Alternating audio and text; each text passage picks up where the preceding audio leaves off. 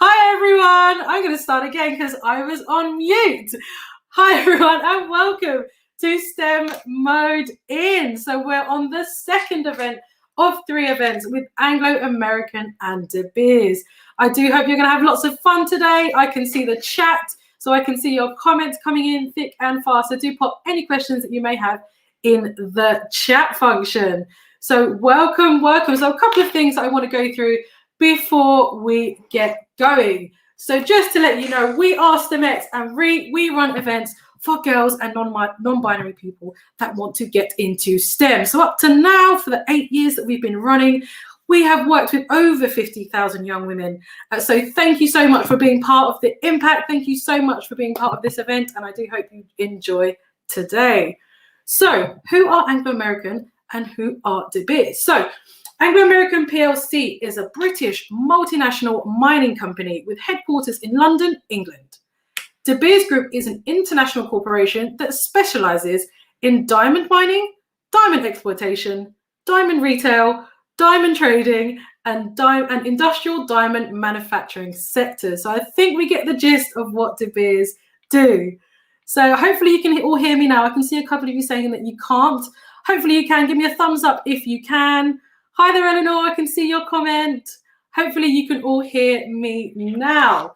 So just to let you know that today is a very safe space. So we are championing people's well-being in today's session and throughout the session. So just a gentle reminder, please do make sure that you step away from your screens after this event to rest your eyes. And in general, now that a lot of us are working from home, a lot of you might have been homeschooled as well for the last few months. So please do make sure you're stepping away from your screen for those regular rest breaks. And if you do need some support, please do let us know if you're ever feeling anxious. I know a lot of the Anglo American folks that are going to join us in a second. We'll go through that in a second. But if you're ever feeling anxious or anything like that, please do talk to somebody. It's very, very important to make sure your well-being is tip top. Okay, so the hashtag for today, we are all over the usual social media channels. The hashtag for today is hashtag Anglo American STEMex and hashtag De Beers STEMex. Excellent. Thank you, Jessica. Thank you, Eleanor. I can see your comments there. So what I'm going to do without further ado is introduce you to our fabulous panelists. And I'm going to stop talking and I'm going to get Debbie, our producer in the background, to just pop those slides up so that we can get going on the panelists.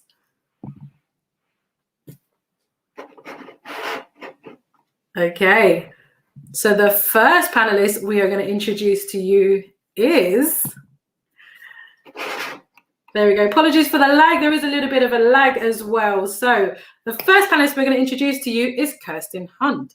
So her job title is the Head of Carbon Neutrality at De Beers Group. So Kirsten Hunt started as the Head of Carbon Neutrality Country with De Beers in October 2020. Her responsibility is to help De Beers Group achieve carbon neutrality across all of its operations by 2030. She holds an MA degree in International Relations from the University of Groningen. Apologies to Kirsten if I've said that incorrectly. If we could get Kirsten up. One of her fun facts is that she studied African history at the university. I'm not even going to bother trying to pronounce that. You can pronounce that. In Burkina Faso for 8 months during her studies in the Netherlands. Hi there, Kirsten. Hi. Hi. So tell us a little bit more about yourself. By the way. Excellent. So tell us a little bit about yourself. Yeah, so as you said, I'm really new to De Beers and I haven't met any of my colleagues in person because I've just been sitting at home in the Netherlands for the past 8 months or so, as everybody else. So that I'm trying to connect with everybody remotely. Before joining Anglo American and De Beers, I was with the World Bank based in Washington, D.C. for 8 years. And before that, I've lived in different parts of Africa, Gabon and Central Africa and South Africa. And before that, I was here in the Netherlands. So this is the first time in about 12 years that I'm back home, which is nice too. So and as you said, I'm not a hardcore STEM person. I kind of accidentally rolled into the mining area, which is really interesting. But it's I always feel a little bit, amongst all the geologists and engineers, I feel a little bit like an idiot sometimes. So it's good to get into it right from the beginning, I think, and not try to catch up afterwards. Excellent. What a funny time to join the company, only virtually. So you've not actually physically met any of your colleagues yet. Nope. Soon you're going to get the chance to meet them. I hope so. Excellent. Thank you so much, Kirsten. So on to our next panelist. Producer in the background, if you could pop up the next slide, that would be great.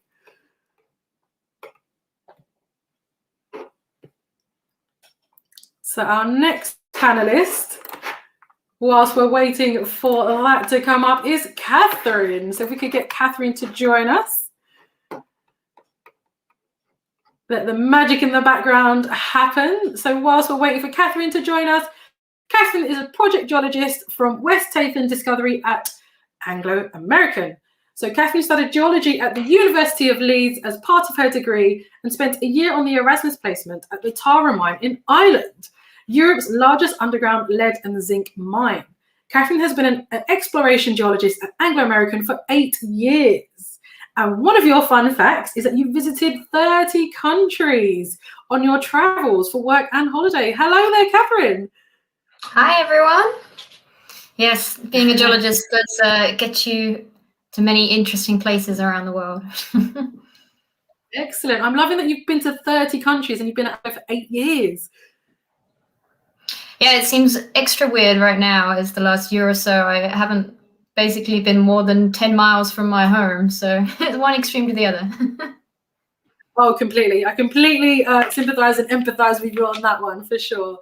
Catherine, thank you so much for joining us, and we'll ask you some more questions shortly. Lovely to meet you. Excellent. So our next panelist that we have coming up is Mojda. If we get Mojda to join us by the powers that be.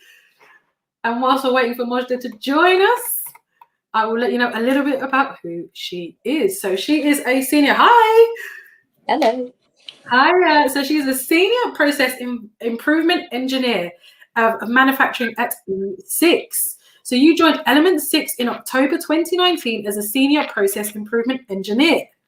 Your role involves completing capital projects and improving current processes.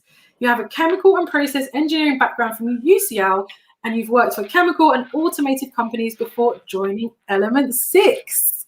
So hello and welcome. Tell us a little bit more about yourself. Hello. I'm happy to be here.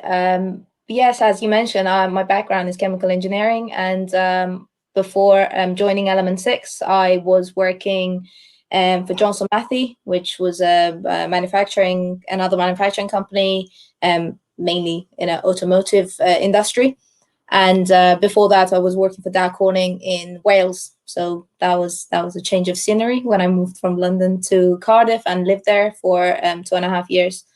So yeah, I always loved maths and physics. And then in high school, I started to fall in love with chemistry. And I thought, what can I do with these 3 subjects? And chemical engineering was the option. So that's how I got into STEM. Excellent. I'm loving there's a theme across you, kind of the engineering people. There's a theme of traveling. So a lot of you travel quite a lot. And your fun fact is that you couldn't speak fluent English before coming to the UK at the age of 16. Yep, I couldn't. I could understand to some extent as long as I could get my way around it. But yeah, I couldn't speak at all. So yeah, that was a roller coaster to get to where I am now. But yeah. Excellent. Good to know. Thank you so much, Mojda, and we'll be hearing more from you very, very soon. On to our last but not least, our final panelist, that is Mr. Stephen Pearce. So Stephen Pearce will be joining us in a second or two. And just like that, there we have. Hello, Stephen. Hi, Charlotte. How are you? I'm good, thank you. I'm good, thank you. Thank you so much for joining us. So I'm going to tell everyone a little bit about who you are and what you do. So Stephen is the Group Finance Director at Anglo American. So Stephen has more than 20 years of public company director experience and 30 years of financial and commercial experience in the mining, oil and gas and utilities industry. So before joining Anglo American, Stephen served as CFO at an executive director of Fortescue Metals Group from 2010 to 2016. And your fun fact is, let us know what that is, Stephen, because I think we don't have any of those, but maybe you can let us know what your favourite food is, Stephen. My favourite food is probably custard tarts with cream on them. I love them, but have tried to limit them during the lockdown, I'd have to say. So thanks for having me here, Charlotte. This is my 3rd year, I think, involved with the STEMets program. And I really do enjoy the day. Often it's a bit more fun, perhaps, when we're all in the room together, but terrific sort of setup and organisation. like some of the others, I studied maths and chemistry in secondary school, but I also did law and accounting and economics as well, because I had no idea what I wanted to do, which is probably not untypical for a lot of students coming through, but ended up going the chartered accounting route on the way into mining. But I have to say, even though I've done, finance careers all my life, working in the mining business, having that maths and chemistry background has been invaluable from my career point of view.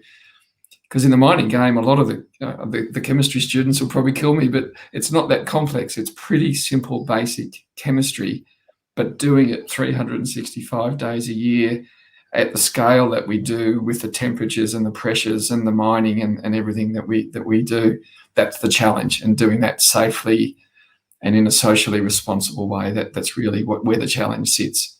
But it's a fun industry to be part of, no matter which career path you follow. Excellent. Thank you, Stephen, for that brief intro. Lovely to meet you. Thank you for being here on this panel.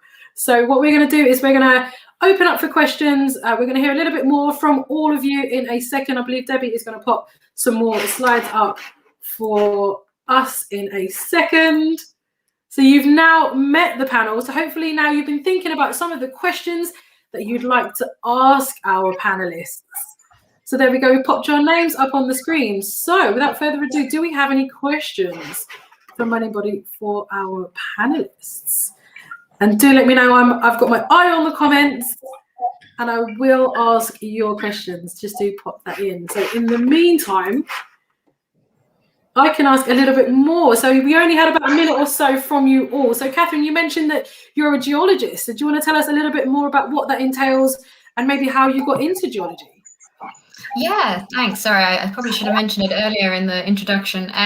So I think I got interested in sort of the STEM subjects as a young child, really. I always loved the science lessons and all the hands-on experiments and all those other subjects that, like English and history, there just wasn't the same logic. So I knew that was for me early on, and I was part of the Scouts and loved being outdoors and visiting wild, remote places. So for me, I was quite lucky that I fell into the career as being an exploration geologist.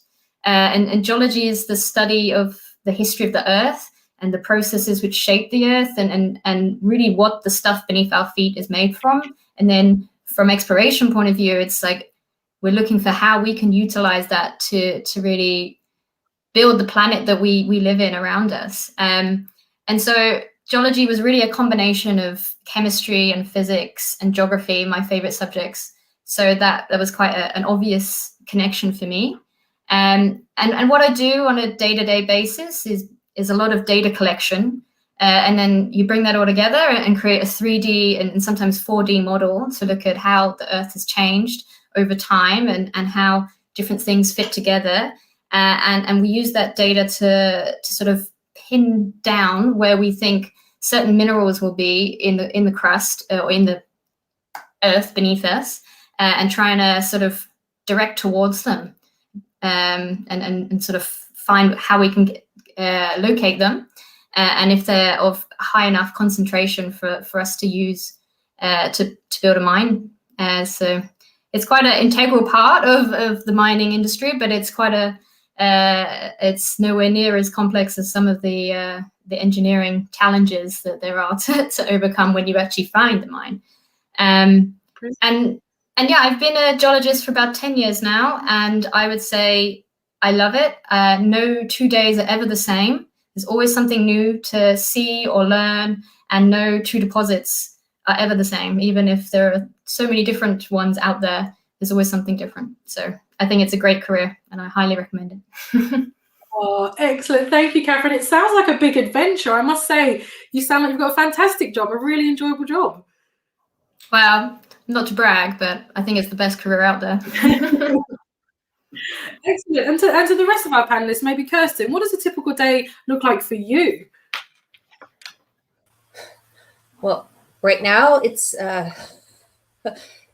8 hours a day in meetings, a little bit like this one, but a lot less fun. So it's a lot of, I mean, yeah, it's always a lot like it's a lot of talking and meeting and discussing with people. In the normal world, it involved a lot of traveling as well. It was a lot of it's like my work for the World Bank was with governments and was about advising governments on the way they were supposed to manage their mineral sector. So it was a lot of engagement and discussion, trying to convince people to do things differently, trying to advise people on how to do things differently. And in my current job as well, it's very much about changing. I mean, De Beers has committed to become carbon neutral, so to bring its carbon footprint to 0 by 2030, and that really means we're going to have to do things differently, right? So it's a lot about how are we going to build renewable energy in our mines, how are we going to construct, how are we going to construct it, but also where are we going to do this? How do we make sure that when we do this, the communities around our mines can benefit as well, and we create local jobs? So it's a lot of connecting the dots and talking with the environmentalists and the engineers, but also the governments of the countries in which we operate, and really trying to bring everybody on the same page, work towards that same goal, which is a shared goal. I think there's so many people that want to address climate change, but not always at the same pace and in the same way. Excellent. Brilliant. Lovely to hear that. So the questions are coming in thick and fast. So thank you so much for the questions I can see. So Anissa has asked, I have a question for you all, if you can answer. If you didn't have your jobs, what job would you want? So that's a great question. So maybe I'll start with you, Majda. I probably would have been a teacher. I love teaching, and when I finished A-levels here, I started tutoring maths and physics, and I started from maths. I started from the primary school, and then kind of ended up till GCSE and A-levels. So if I didn't have the engineering degree and I didn't get into process improvement jobs or manufacturing industries, I probably would have been a teacher. And I love it. And I think the sense of achievement, because it's a straight away, like it, and you can see them be able to answer the questions or, get a good grade in the exams. It is really rewarding, and that's something that I love about teaching. Yeah, excellent. I love how it's still STEM related. So I love how you've mentioned maths there as well.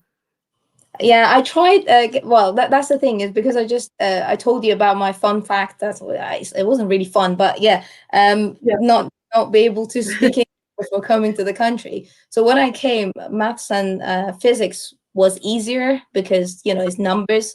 But when I did chemistry, it was very difficult because you need to have a good English to be able to understand and also answer the questions.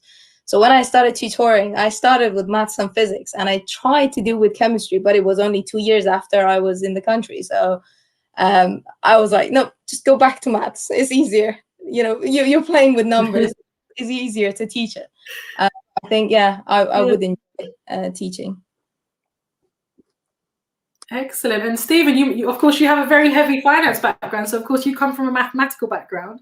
But is there anything that you perhaps could have taken or wanted to do if you weren't on the path that you're on now?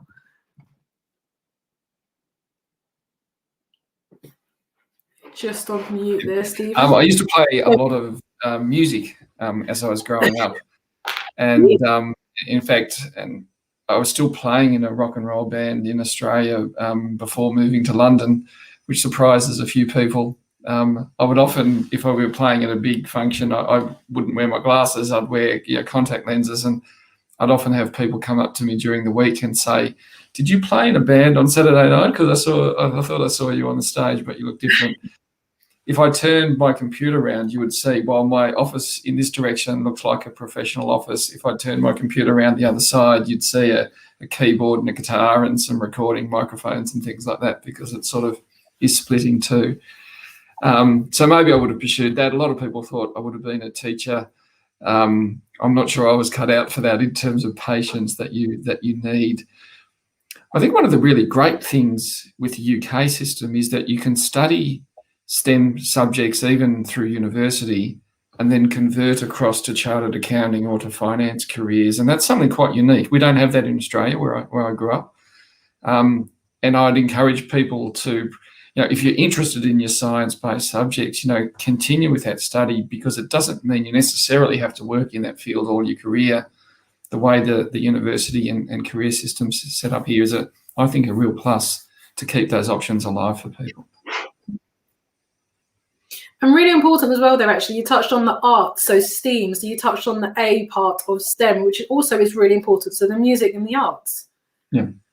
I think it's often a combination of those skills that end you up where you are, and whether that's, a confidence of being on stage to speak, the study that you do. I think the more broad you can be, I think you take all of those bits with you in your career.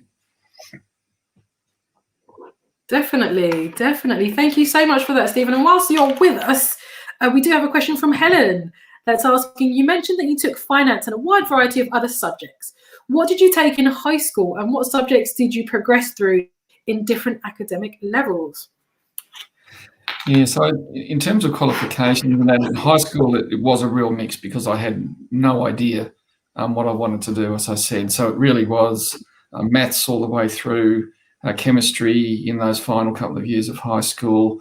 But then, so I had my choices. I had a maths and science if I wanted to go that way to university. But then I did legal, economics, and accounting to keep those options as well. I'd always fancied myself with a briefcase and a suit, and so there was lots of jobs at that stage in the accounting profession. So I ended up going that way, not really knowing much about it. But I have to say I've loved it. At university, I did a business degree.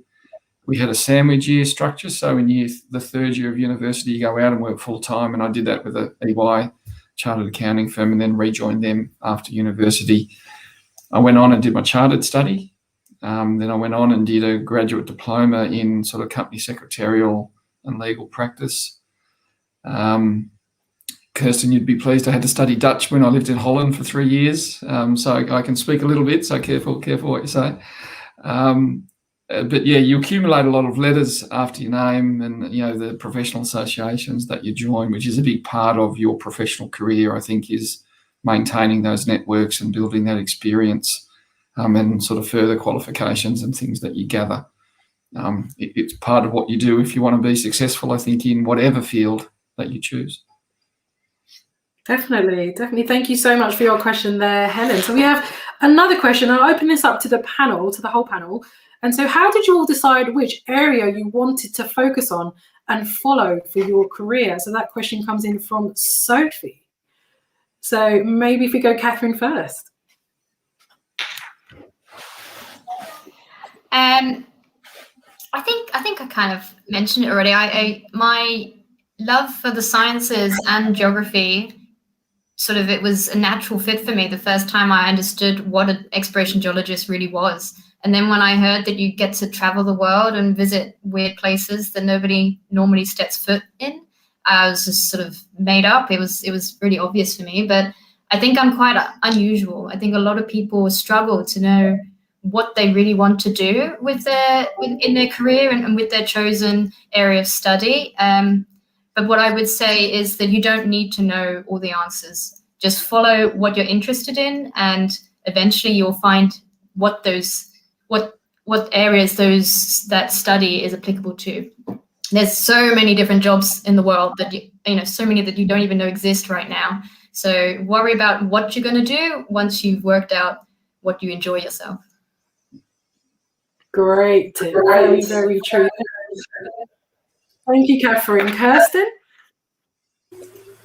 Yes, I never thought I'd end up in mining. I've always, or not always, but from a very young age, I knew I wanted to work in development. And I was very keen to go to Africa. That was somehow, I was always super interested in that. And the whole idea of helping poor people. At that time, there was a lot of campaigns going on and all these awful images you saw on television of children dying from poverty and things like that. So I was like, I need to help. And then when I was in university, I studied in Burkina Faso for a year. As I said, well, I didn't study so much because the university was on strike all the time, but it was good fun to be there. And I learned French. And I sort of accidentally, through my master thesis, ended up in the mining sector. And I never left because it's so fundamental for anything in our society, right? It's I find the sector, it has, for one, a massive impact because it's these very big holes in the ground, and it creates therefore a lot of emotion because people love it or hate it. So there's always all that friction around it, but at the same time we can't do without it, right? Everything we wear, we sit on, we use, and it contains minerals, and being able to work on that and make sure that part of our society then also helps contribute in a right way and to development in the countries where it operates. I find, I wouldn't want to do anything else. Excellent. I'm glad you found a career that you absolutely love and that you're so passionate about. So, Mojde, how did you decide that you wanted to do this career? This is slightly different to Catherine. I think I knew that I wanted to do chemical engineering. I think that's one of the things. And the reason I wanted to do chemical engineering was because since I was a kid, I always wanted to end up working on offshore, like oil and gas. And that was the dream. I don't know why, maybe because my dad worked in oil and gas industry all his life. So for me, that was the only career path, or there isn't anything else like that. But and the only reason I did chemical engineering was because I couldn't find any undergraduate subject for getting me to oil and gas. So I thought, okay, I'm going to do chemical engineering as a platform to get to petroleum engineering for master, and then oil and gas in Middle East. And that was the plan. So when I was 14, that was what I pictured for myself. But what maybe the message for me from me to all the girls that are listening is that everything's changed. Once I started studying chemical engineering, I realized that's how much is out there. Like how many different options I've got, and the career options, and how broad I can the options are for chemical engineer. And that's changed. Although that I had an offer to go and study petroleum engineering, I decided to keep my options open. So I stayed in chemical engineering industry, and until now, I haven't been actually working in oil and gas. I moved from company to company, but I haven't actually been in oil and gas. And I actually love it because in different industries, you experience different things. You learn lots of new technologies. And I never thought that it come to the day that when someone asks me, what do you do? I say, I grow diamonds. That's amazing. You never say that. And that's the catchy word. They're like catchy sentence. Someone asks me, what do you do? And I say, I grow, we grow diamonds. It can't get better than that. So, yeah. I think you all win. That's the coolest job. Yeah, so I would say that keep your options open, and if you don't know what you want to do, try to go for something that gives you the broader options. So that it's absolutely fine not to know what you want to do in future, because even I think now I don't know in 10 years time where I'm going to end up being, but at least you choose a path, you go forward. You don't like it, you choose something else.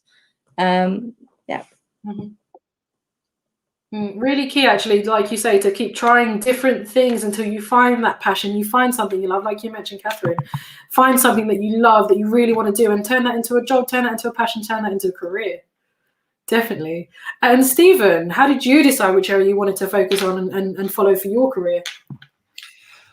Yeah, once I was working with Ernst & Young, a lot of my clients were resource-based, mining, oil and gas type clients, Australian-based but often global. I just found it a fascinating industry. It's one of those industries where almost no matter what you've studied, you can move across disciplines. We have lots of engineers that work in the finance area or that study maths and statistics that then converted across to finance. One of the benefits also of working with a large resource company is that you do have global presence. And so you can move, your skills are often very transferable across commodities and across countries. What we do comes with a lot of responsibility, right? In terms of, when we go to a country or establish a project, we can really positively impact that country or that region or that community. But it comes with a lot of responsibility because you can also negatively impact that country and community if you don't do it well. or if you need to leave at different points in time. So again, no matter what you study, I end up, my typical day, there's a few questions there about typical days. I've spent the last 2 weeks after we released our annual results talking to all the shareholders around the globe that manage all the funds, from pension funds and churches and universities, etc., that then invest ultimately in us. You do a lot of media communication. I work in government relations, and I'm an accounting qualification. So it's really up to you what you can make of some of these opportunities, and you end up, no matter what you may have qualified in, often working across a whole range of things, and that's part of the fun of what we do. Excellent. You've all mentioned it's fairly diverse, and every day is so different each day. You've all mentioned that as well. Excellent. So we're moving on to the next question now. And so we've got a question here from Reva, and she's asking, you've all mentioned that travel is a big part of life. How does that fit in with family life? And I'll go straight in with you, Kirsten. Yeah, this one is a bit of my, this is a question I get always asked when I'm traveling for work. And it's a question that men never get asked, or hardly ever, right? I have 2 kids. And every time you travel, it's always like, oh, how do you do that? And how is your husband coping? It's like when men travel, nobody asks you, how is your wife coping, right? So it's I think it's a good and it's a fair question, but it's also one where I think there's still work to do. Let me say that. I think it's always a balance, right? And I'm lucky that I have a husband that is flexible and works a lot from home, etc. But I think the big point is you can make it work, right? It's always especially if you have a family and you have children, you need to balance it out. I think it's also really good for kids to have a mother that can tell about adventures and that shows the example and shows that she's doing interesting work and that those opportunities are there. And these days, with all the easiness of being able to stay in touch, at the same time, I think you have to be clear to your employer, right? I had male colleagues that would travel 6 weeks in a row or something like that. I think you can very clearly indicate, okay, this is what I can do and this is what I can't do. It's like I can travel for 1 weekend max. I want to be away, and then I need to be back home. So there's a balance to be found there. But I think that it's really, and especially in this day and age, there's so many possibilities that I wouldn't let anyone stop that from taking the opportunity, because traveling is such an eye-opening and enriching experience. Yeah, definitely. And I think one thing to come out of the pandemic is the fact that we're all at home, so we're all working from home. So actually, if anything, it might have improved family life. Does anyone maybe agree with that? Opening up to the panel here, in terms of how maybe the pandemic has also affected your working lives and your family lives too. Feel free to just pop yourselves on unmute if you'd like to ask that question. My son has said to me, he's never seen me so happy, because I'm probably just not as tired from all the international travel and the overnight flights and things like that you do. I don't think I've ever spent this many consecutive nights in my own bed. So it comes with its pluses, but it's come with its negatives. One of the great things about the travel is, you meet people across the globe. You go to parts of countries, like Catherine said, that you never thought you would have been to see. You work with communities and some fantastic, Indigenous groups in outback Australia or outback Brazil and Peru. It's a real privilege to be able to have contact and hopefully influence in a positive way lives of perhaps people that aren't as well off as what we are. It comes with challenges, as Kirsten said. I think I always advise younger people starting out in their career that whatever choices you make, you've got to try to set yourself up for success. Now, whether that's each day, who's dropping the kids off to school or who's picking them up, or how do you balance those requirements to try to set yourself up for success so that you're not rushing in feeling stressed out because you dropped the kids off and you got caught up in traffic. And striking that balance can be a hard thing to get right. But I really encourage people to try to make your life happy as you strike that balance. It's not easy. it can be very stressful when trying to rush for meetings and get to school pickups. But in my career, I've tried to make a balance a priority, as Kirsten said, and I've coached some of my kids' sporting teams, even as a finance director of a listed company. And one of my KPIs for my assistant, if I had one at that stage in my career, was protect that 4 o'clock slot, because I am leaving come hell or high water, because I've got to get to basketball training to train the kids. And if you make it a priority, it's amazing how people work around that clock and that schedule, because they know it's important for you.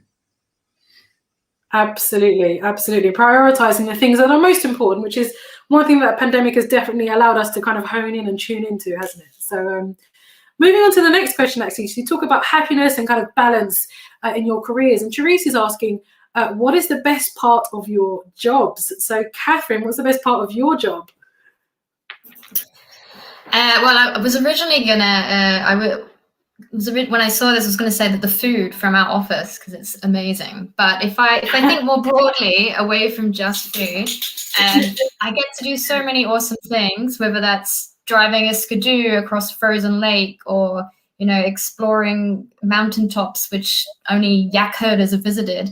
But still, one of the most fulfilling experiences I could sort of explain to you would be when we call it crack open a rock. If you hit it with a hammer and it sort of explodes, and you see the inside of this rock for the first time, and you're the first person who's ever looked at this, and you can tell something about the area around you and what those minerals are telling you, and nobody else has seen that, and I think that's just pretty cool.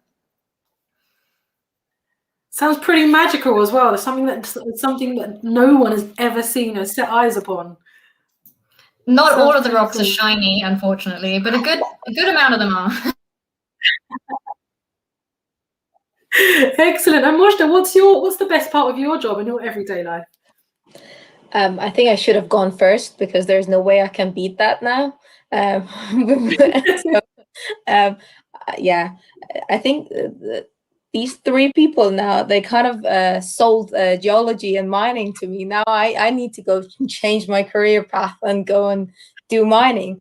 What I would say is when I started working as a chemical engineer, one of the main things for me was that to be able to travel. And I was at the time, I wasn't sure, because I wasn't sure how and what kind of opportunities I'm going to get to be able to travel. But one of the highlights of my job in my previous company was that we opened a new the company opened a new site outside the UK, and one of the most exciting thing was that our team was part of the commissioning team. So we were involved from day one when they put the walls together, and then basically bought the equipment, and then we were there to check and commission every single equipment, get them to run, and also speak to the employees, train them, and basically every step of the way to be there.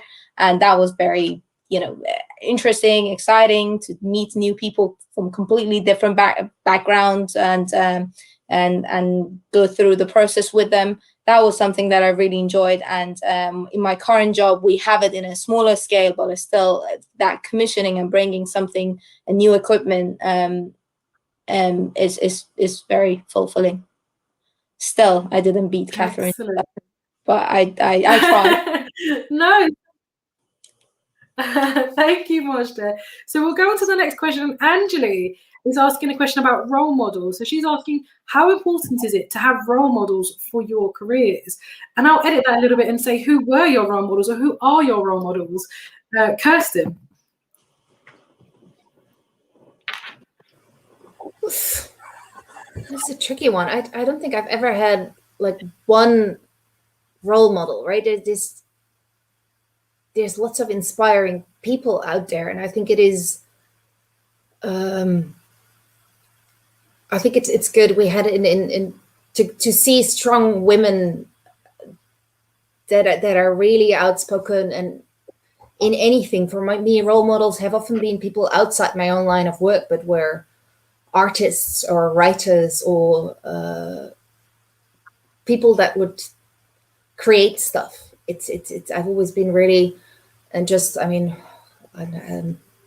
I read the Harry Potter books when they were published, so a very long time ago.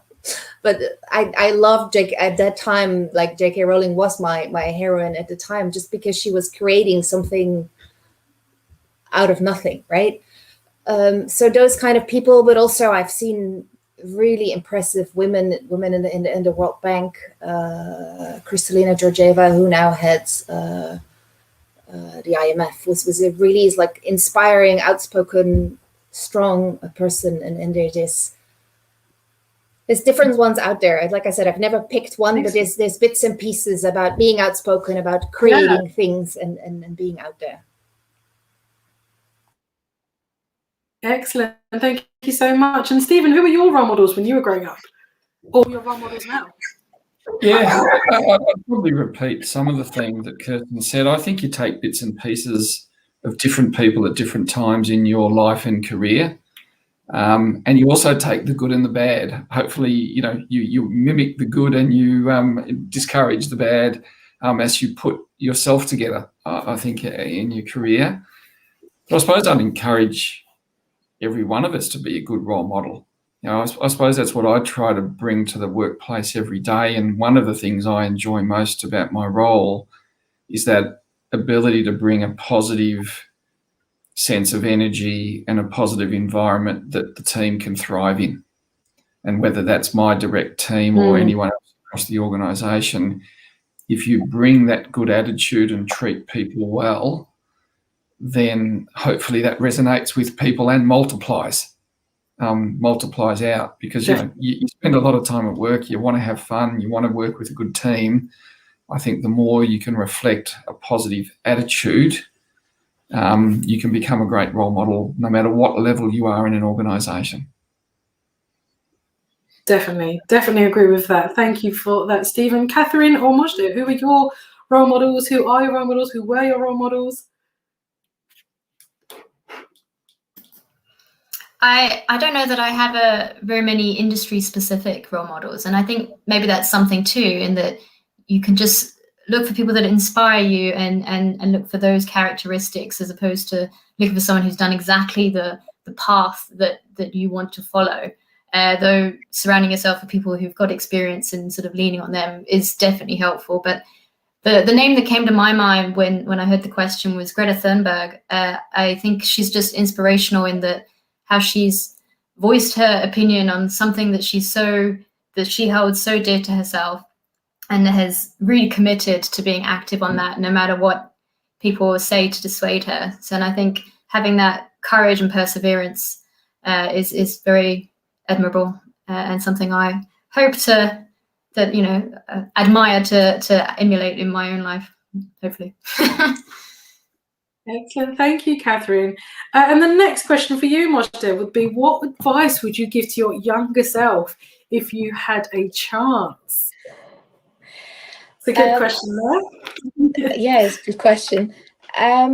Something that I always think about, that if I could go back, what would I have done differently, was that I wish I could do, I know that Stephen mentioned that about the sandwich courses and doing some placement during university time. This is something that I think would have been a great advantage in my career if I could, if I did it at the time. I prefer to think the reason I didn't do it was because I wasn't very familiar with how how it works, like the education, and how the how in the UK works, because back home this is not something that we would have done. Like halfway into university, you go and work for a year and come back and continue. But now I can see the benefit of it. That's how much the people that they come back to the workplace, the ones that they've done a placement, how different they are compared to the people that they haven't done that kind of placement. And I think apart from that is how much I would have appreciated all the theories that they taught us in university if I knew the application in the real world. So this is something that sometimes I feel like I want to go back and do chemical engineering again, because I'm sure it would have been, I would have appreciated every single thing. Because a simple example is that we had like lab work, And I remember they were telling us about these, and I was like, why do we have to do this? And now that's when I see it in industry, I'm like, if I knew this, I would have aced that at the time. So that's one thing. But second thing is something that I did do, and thanks to my physics teacher in my A-levels, that was very useful. And I don't know whether the Royal Academy of Engineering still does that, but there was a course called Head Start for A-level students at the time, and that it was focused on engineering. So it was a week of 5 days course, and every day it was focused on different types of engineering. So they were giving us lectures and then some workshops on that. So that was a really good introduction to different types of engineering. So that was something that I really enjoyed. It was the summer after AS level. And so that's something that, again, I really enjoy. I knew I wanted to do chemical engineering. I went there, came out, and I realized, yeah, this is what I want to do. But if people out there that they're interested to do engineering, look for it, and you might enjoy doing that. Excellent. Thank you. And can I just add to a comment Mojda made? I went from being a fairly average midstream student in my second year of university, probably spending as much time in the pub as I did at university courses, did the sandwich year, and came back in my final year and got high distinctions for everything, basically, because it clicked for me. So exactly what Mojda's saying, it's like, right, I get it. That's what it takes to succeed in business. That's why I'm studying these things. Yeah. And it just was a switch that went off in me, and I'd like to think I've never looked back from a career, a work ethic point of view. It just really, I had the same experience in doing that. It was really suited me. It may not suit everyone, but it really suited me and set me off on my career well. Yeah, this is the one that I wish I did, but at the time I didn't know. But now when I talk to people, I'm like, go and do a placement. This is the winning point. You're spending so much money on your business, at least get something out of it. And excellent. And I third that as well, because I also did a placement year, so I know how vital it is to then go on that career path. So I cannot believe it's been almost an hour. We've been talking for almost an hour, so thank you so much, panelists. But before we wrap up, I'm going to ask you one final question, and this is for all of you. And I'm going to ask you if there was one key piece of advice or something that you'd like the girls to take away with today, what would it be? And I'll go with you first, Kirsten. It's so unfair. I always get really good ideas when I hear the others speaking, right? I can move. We can. Yeah, no, it's fine. It's fine. But it's a bit of a cliche, but it's really to just go for it and to not let anyone ever tell you that you can't do it. And I think sort of building upon what I think all of us have said today, right? Try stuff. Go to that weird country that where you cannot pronounce the capital, but it's because it's interesting and it's possible, right? Do internships, do these courses, do these placements, and really go outside just sitting in a classroom and reading books. That is crucial, but while you have that, and you don't realize it right now, but you have so much time, right? Once you're in a 9-to-6 job, life becomes much more structured, then it's a lot more difficult. So any chance you have to try stuff out and fail at it, if sometimes really, I think you should do it. Excellent. Thank you so much, Kirsten, for that advice. Catherine, what's your one key piece of advice? I think it's a bit twofold, a bit for building off of what Kirsten said. If you don't ask, you don't get. So you really got to put yourself out there, and that's how you succeed in your career, I think. It's not necessarily about being the smartest or about knowing the right people. It's about putting in the effort, I think. And on that note, there's never a stupid question. If you're having doubts and you're not sure what's really the nuanced, important part here, just ask the question. People are happy to talk about what is interesting to them and what they're trying to tell you about. And if you've got a question, maybe somebody else in the room also has a question. So that's how you get these really in-depth, interesting conversations going, is that someone has to be brave enough to ask the question. Absolutely. Stay curious. Absolutely. Thank you so much, Catherine. Stephen? It's probably a two-pronged answer. Have fun. And I think if you're doing something you enjoy, you will have fun in your career and with the people that you surround yourself with. And don't be in too much of a hurry. You know, that's one thing I would change in my career. I was always so keen to get to the next promotion and the next level and the next experience that I probably didn't enjoy some of those earlier years as much as I perhaps would have liked to in hindsight. So I think, you know, gathering that experience, you say, take that sideways move, go to a different country, put your hand up for a special project, all those sorts of things I would really encourage people to do. But above all, have fun with what you do, because you want to enjoy life as you go through your career. Absolutely. Great advice there, Stephen. And last but not least, Mojde, what is your key piece of advice, key takeaway that you'd like to tell everyone? This is something that I actually heard in another event that I had a few weeks ago, and someone mentioned it, and I thought that was a really good idea. When you think about your future and your career, don't think about it as a resume, because it's not all about what you achieved. Education-wise. When it comes to finding your job, they want you as a whole pack, like the personality and all the hobbies that come with you. So it's not only being a good engineer or being a good finance graduated person. It's all about someone that has got the whole pack, someone that is outgoing, has got lots of hobbies, doing some sort of a sport. So try to think about all of that, becoming a very one-dimensional that's only studies. It's not bad to be good at what you're doing, but think about it that you need to have other aspects, because when it comes to choosing or selecting, usually the people that they're selecting thinking about the whole package rather than just your resume. I think I mentioned at some other point is that try to keep your options open. So if you don't know, it's okay. Just keep your options open.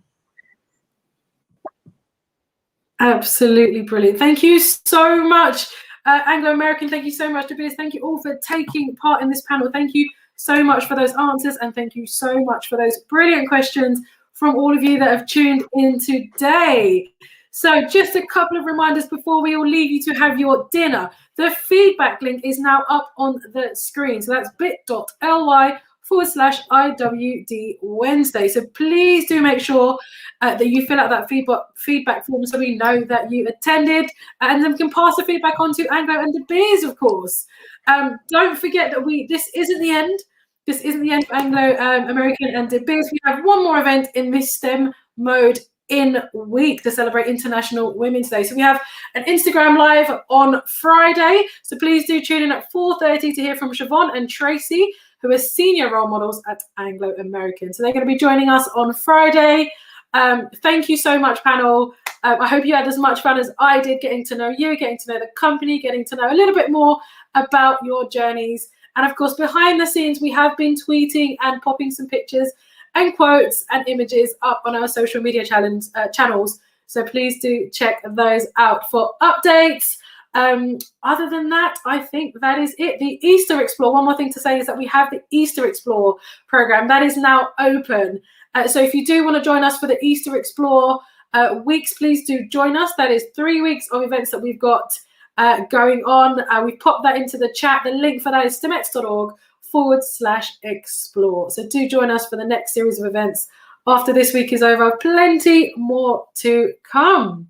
So that is all from STEMex. Thank you so much, and hopefully we'll see you at the next one on Friday. Thank you. Thanks a lot. See ya. Thanks, guys. Bye.